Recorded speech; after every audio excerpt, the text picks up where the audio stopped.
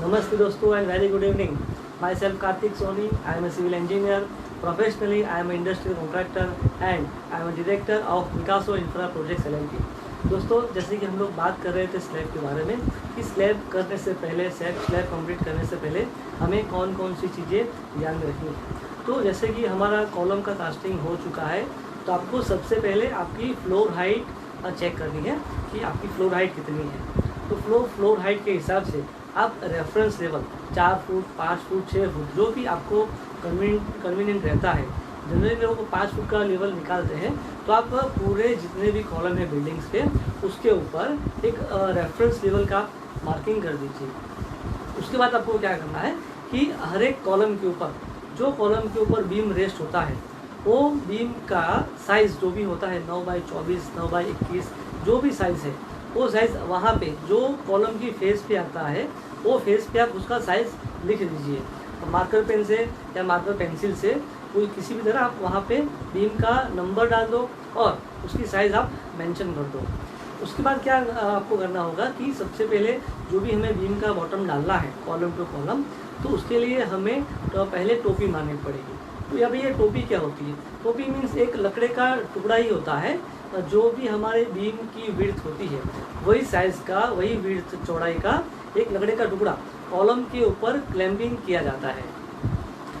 तो वो जो हमारा टोपी हम लोग मारते हैं तो उसका लेवल निकालना बहुत ज़रूरी होता है, क्योंकि हमारा जो भी स्लैब हाइट है तो उसमें से हमें बीम की जो भी टोटल डेप्थ है उसको माइनस करनी होती है।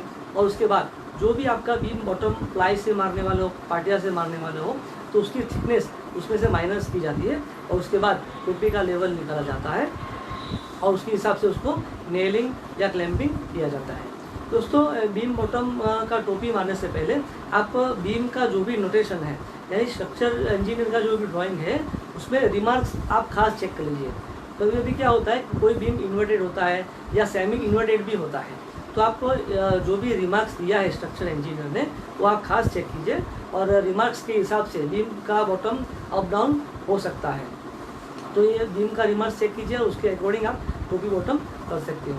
टोपी बॉटम हो जाने के बाद आपको साइड मारने से पहले जो भी बीम का हॉरिजॉन्टल साइड आएगा वो मारने से पहले आप लाइन डोरी पकड़ के जितने भी अलाइनमेंट्स होते हैं और लेवल एक बार बॉटम के टोटल आप चेक कर लीजिए और उसके बाद ही आप साइड मारना चालू करें। दूसरा चीज़, जो भी आपका बाहर आउटसाइड का बीम का बॉटम है या फिर कैंटिलीवर बीम का बॉटम से, उसको आप ब्रेसिंग अवश्य कीजिए, क्योंकि ये बहुत रिस्की काम है। कहीं लोग इसमें एक्सीडेंट में काफ़ी गंभीर रूप से घायल भी हो सकते हैं। तो जो भी आउटसाइड के बॉटम है बिल्डिंग के पेरिफेरी के, तो उसको आपको कंपलसरी अंदर की ओर खींच के रखना है। या तो आप पतले वाली सलिया या 6 mm या 8 mm की रोड से उसको टाई करके अंदर खींच के रखिए, या फिर टेका के ऊपर कुछ भी आपका प्लाई का टुकड़ा या लाफा का टुकड़ा मार के उसको अंदर की तरफ खींच के रखिए, तो कारीगर की सेफ्टी भी रहेगी और बीम का जो भी बॉटम हमने मारा है वो बाहर की तरफ भागेगा नहीं और हमारी सेफ्टी भी बरकरार रहेगी। तो दोस्तों, ये सब थोड़ा सेफ्टी का फीचर्स का भी आप ध्यान रखिए। और नेक्स्ट स्टेज आएगा आपका साइड मारना। साइड मारने से पहले भी आपको वही लेवल का ही जो भी बीम का साइज़ है वो ध्यान में रखना है कि आपका जो भी बीम का डेप्थ है 24 इंच, 21 इंच, तो उसमें से आपका जो भी स्लैब का थिकनेस है वो माइनस होगा। प्लस आप स्लैब के बॉटम में प्लाई मारने वाले हो या प्लेट मारने वाले हो सेंटरिंग का, तो उसका भी थिकनेस माइनस होता है और उसके बाद जो भी डेप्थ बचता है उसके अकॉर्डिंग आपको साइड मारना पड़ता है। तो इस साइड मारने के बाद नेक्स्ट स्टेज आएगा तुरंत प्लेट या प्लाई मारना है।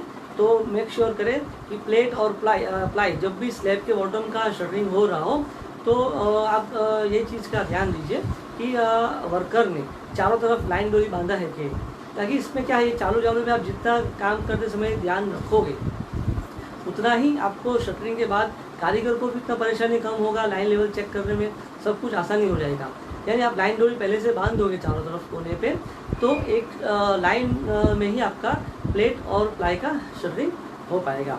दोस्तों, ये काफ़ी छोटे छोटे पॉइंट है, तो इसको आप जो भी आपके वर्कर्स हैं उसको कैसे बताना है, आपको उसके पीछे रहना है नहीं, उसको आप जनरल इंस्ट्रक्शन दो कि मेरे को बॉटम में मैं ये चेक करने वाला हूँ, साइड में ये चेक करने वाला हूँ, स्लैब में ये चेक करने वाला हूँ, आप उसको पहले से इंस्ट्रक्शन दो, नहीं कि आप पूरा दिन उसके पीछे पड़े रहोगे।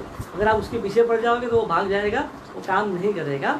दोस्तों आपको इंस्ट्रक्शन देना है और एक बार काम हो जाने के बाद तो जो भी आपने इंस्ट्रक्शन दिया है तो आपको वो चेक करना है कि उसने आपने जो भी इंस्ट्रक्शन दिया था उसको फॉलो किया है कि नहीं किया है। अगर नहीं किया है तो आप उसको उसी टाइम पे सुधारने का हैबिट डालो, नहीं कि उसको बोलो कि भाई तू नेक्स्ट टाइम ये ध्यान रखने का। आप ऐसे हैबिट डालो कि भाई तू ये जो गलती हुआ है उसको अभी सुधार दे। अगर आप वही टाइम पे उसको सुधारने का बोल दोगे तो वो नेक्स्ट टाइम वो गलती नहीं करेगा। अगर आपने उसको लिबर्टी दे दी कि तो भाई नेक्स्ट टाइम ध्यान रखने का, तो वो कायम है कि वो नेक्स्ट टाइम वो गलती करने वाला ही है। तो दोस्तों ये स्लैब का शटरिंग के बारे में हमने जो बात किया है उसमें लेवल का भी एक बहुत बड़ा फैक्टर है, लेवल, ब्रेसिंग, काफ़ी सारी इसमें चीज़ आती है। और उसके बाद नेक्स्ट स्टेज आएगा हमारा स्टील फिटिंग का। तो स्टील फिटिंग में काफ़ी डिटेलिंग है, उसके बारे में भी हमें काफ़ी डिस्कस चर्चा करनी है। तो आज के टॉपिक के बारे में, शटरिंग के बारे में, टोपी बॉटम का लेवल के बारे में, स्लैब का शटरिंग के बारे में आपको कोई भी कन्फ्यूज़न हो, कोई भी क्वेश्चन हो तो आप नीचे कमेंट बॉक्स में मुझे पूछ सकते हैं। कल वापस इसी टॉपिक को स्टील फिटिंग में आगे ले जाके हम वापस आगे नए सिरे से बात करेंगे। तब तक के लिए नमस्ते एंड गुड बाय।